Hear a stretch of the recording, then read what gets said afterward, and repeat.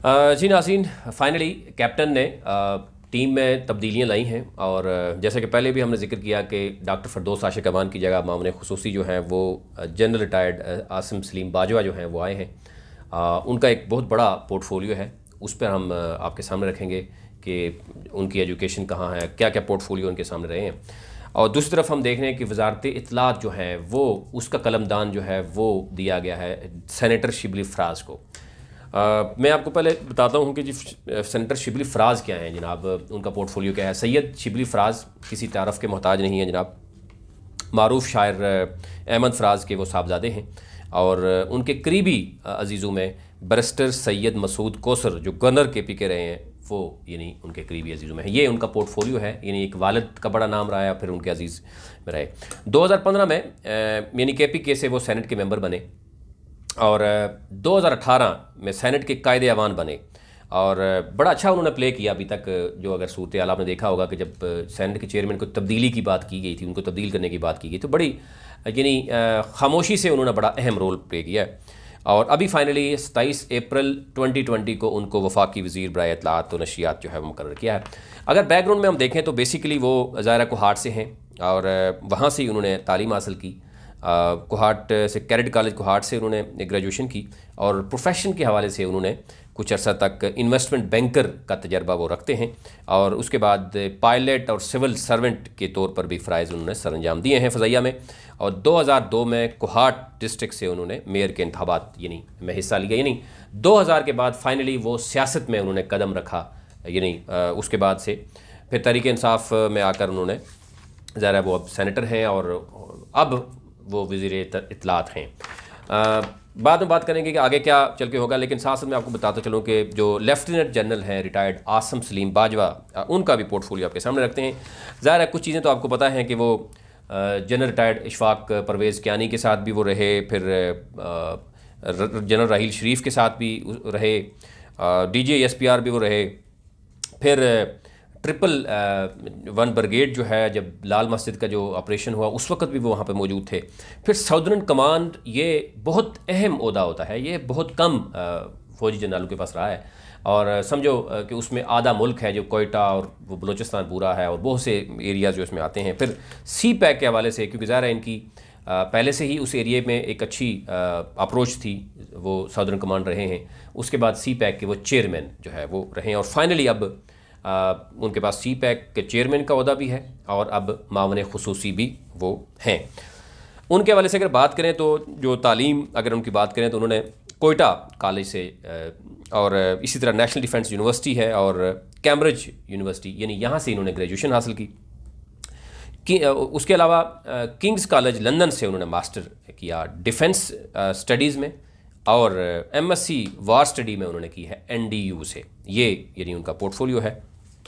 अपने करियर यानी खुसूसी तौर पर हम बात करें तो उसमें ज़्यादा रहे हैं और वो कई हम देख रहे हैं कमांड एंड स्टाफ जो कॉलेज है इंटरनेशनल लेवल पर भी वो ज़ाहिर जाते रहे हैं, बहुत सी चीज़ें उन्होंने देखी हैं।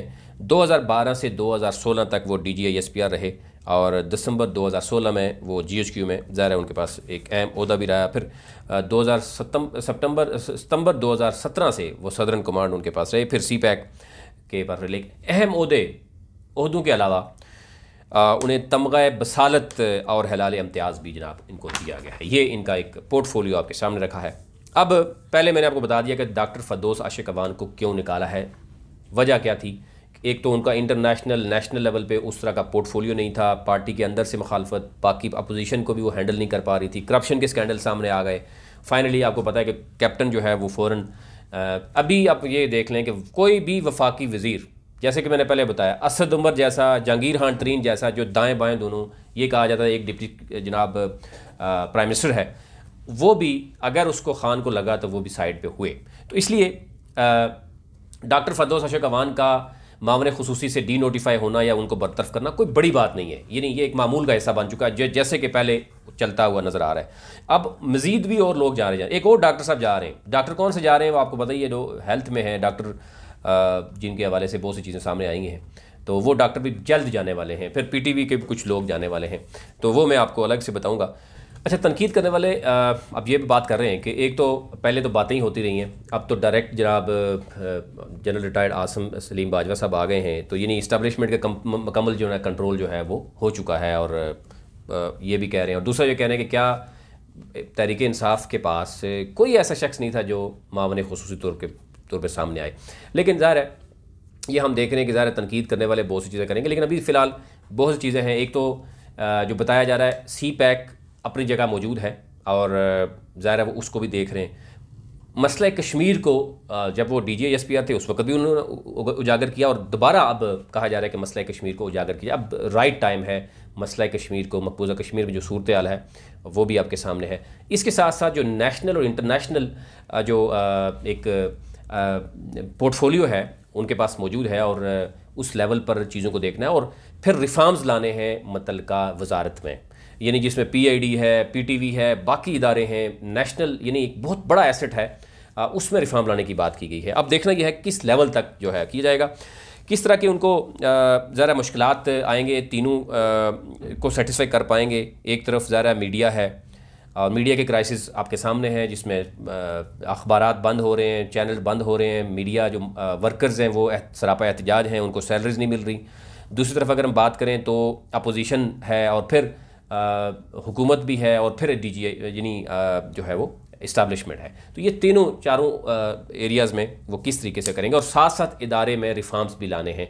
और कहने वाले ये भी कहते हैं कि क्या उन लोगों के लिए आसानी होगी जो प्राइम मिनिस्टर ऑफिस में बैठे हुए हैं, और वो जिस तरीके से इससे पहले फवाद चौधरी के साथ या फरदौस आशिक अवान के साथ कम्युनिकेट करते रहे, अपने मैसेजेस पहुंचाते रहे या अपने काम भी करवाते रहे, तो क्या अब उनके लिए आसान होगा, या उनकी ज़रूरत पड़ेगी कि जिसमें बड़े बड़े जो मीडिया एडवाइज़र हैं उन मीडिया एडवाइज़र का क्या बनेगा। ज़रा इससे पहले तो वो प्राइम मिनिस्टर ऑफिस से जो भी को कॉल करता था, एक वो कहते हैं कि UDC क्लर्क भी कॉल करता था फरदौस आशिक अवान किसी बंदे को, तो उसका भी काम होता था।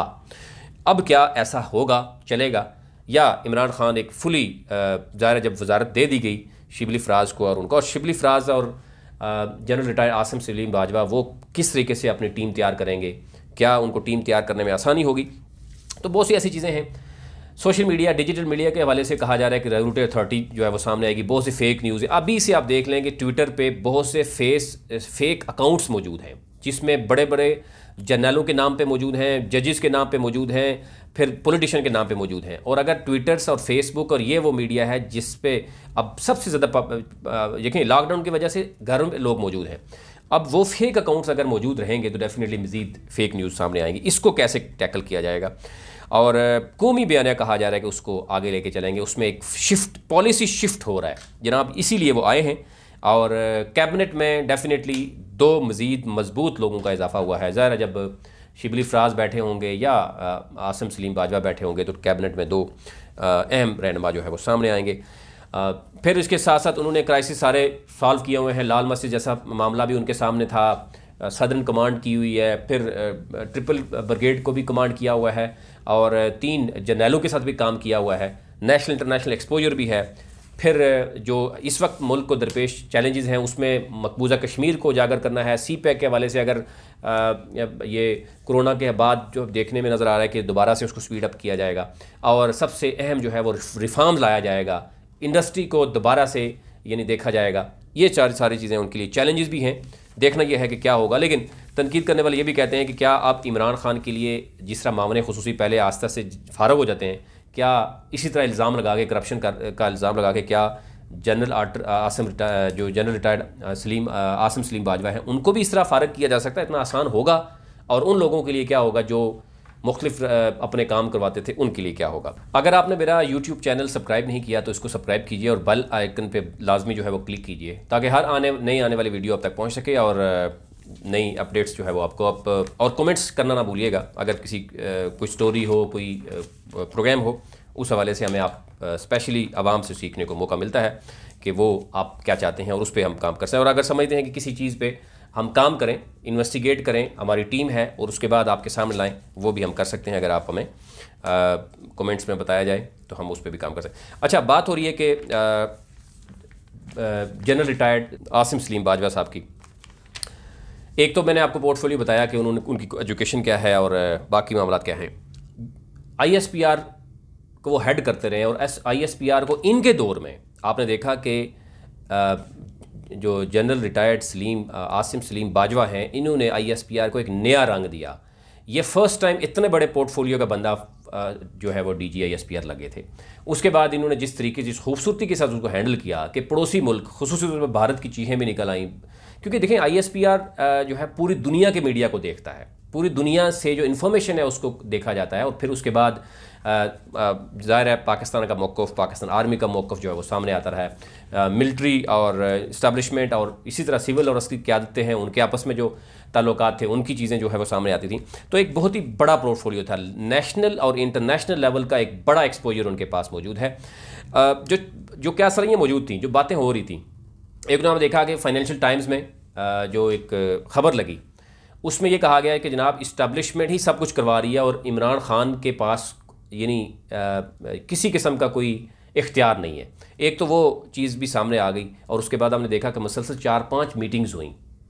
ISI हेडक्वार्टर का दौरा भी हुआ, उससे पहले सदर से मुलाकात भी हुई, फिर प्राइम मिनिस्टर के साथ मुलाकात भी हुई, और ये चीज़ें सामने। और उसके बाद सबसे अहम यह है कि वज़ारत इत्तलात, अब उसमें कलमदान दिया गया शिबली फ़राज को, और मामले खुसूसी आए जनरल रिटायर्ड आसिम सलीम बाजवा साहब।